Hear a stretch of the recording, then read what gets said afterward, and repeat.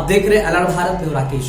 राजधानी पटना में Indigo station head Rupesh Singh की हत्याकांड के बाद मुख्य आरोपी ऋतुराज की गिरफ्तारी हो गई है, लेकिन 3 अन्य आरोपी अब तक फरार चल रहे हैं। इस मामले में Indigo station head Rupesh Singh की पत्नी ने बिहार के मुख्यमंत्री नीतीश कुमार से पत्र लिखकर न्याय की गुहार लगाई है और उन्होंने कहा कि इस मामले में उन्हें इंसाफ चाहिए। आपको ये बताते चले कि इसके पहले भी रुपेश सिंह की पत्नी ने पुलिस की कार्यशैली और जांच पर सवाल उठा चुकी है। अब पत्र के जरिए नीतीश कुमार से मांग कर रही है कि उन्हें न्याय मिले।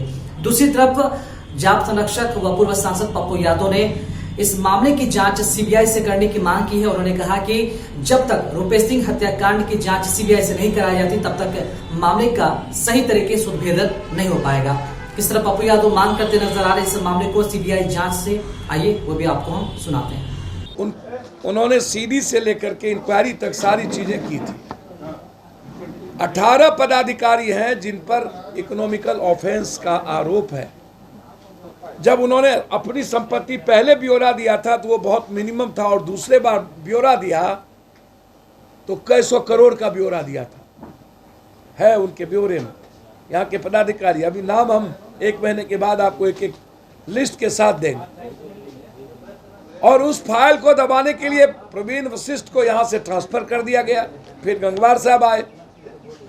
तो इकोनॉमिकल ऑफेंस में जो 18 पदाधिकारी हैं जो नाक के बाल बने हुए हैं सत्ता के और जो यहीं रहते हैं, आप उनकी संपत्ति की जांच कब करिएगा या उन पर कार्रवाई कब हो?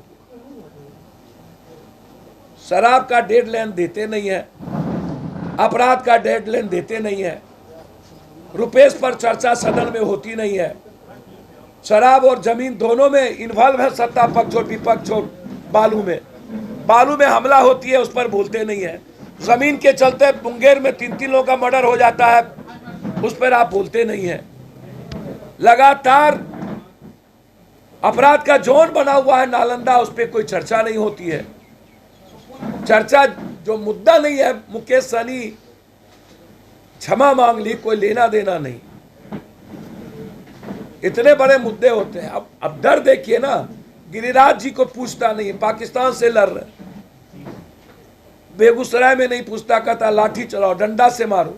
तो ब्यूरोक्रेट्स पर नियंत्रण के लिए भैया मुझे समझ में नहीं आता, जनप्रतिनिधि पहले अच्छा बर्ताव जनता के साथ होगा कि जनप्रतिनिधि के साथ होगा? जनता के बारे में कोई चर्चा करता नहीं, जनप्रतिनिधि अपने बर्ताव के लिए जस को तस।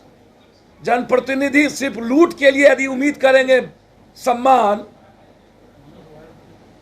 अपना आचरण जनप्रतिनिधि ठीक क्यों नहीं करता है?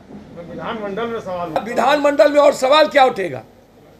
विधानमंडल में क्या शराब माफिया का संपत्ति का जांच का सवाल उठेगा क्या?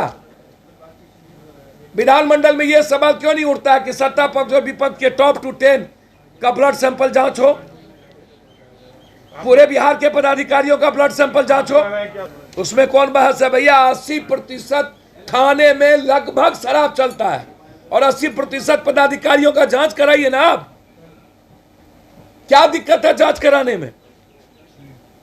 यदि मैं पटना को छोड़ दूं तो लगभग हर जिलों के थाने में 80% थाना शराब में डूबा हुआ रहता है। तो पप्पू यादव को आप सुन रहे थे, जिन्होंने रुपेश सिंह हत्याकांड की जो जांच है वो सीबीआई से कराने की मांग की है। देखना यह अहम होगा कि क्या राज्य सरकार इस पर तैयार हो पाती है या फिर नहीं। खबरों में अपडेट बने रहने के लिए अब देखते रहिए अलर्ट भारत। नमस्कार।